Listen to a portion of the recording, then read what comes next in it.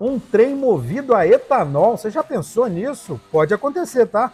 Porque a Vale assinou um protocolo de pesquisa com uma empresa que desenvolve locomotivas para as duas desenvolverem um motor híbrido flex, movido a diesel e parte também a etanol. As pesquisas já vão começar e esse motor deve começar a ser testado mesmo em 2027.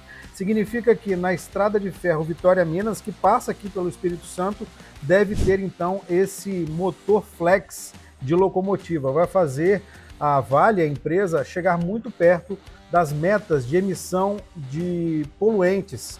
Até 2030, a meta da empresa é reduzir em 30% essa emissão, essas emissões.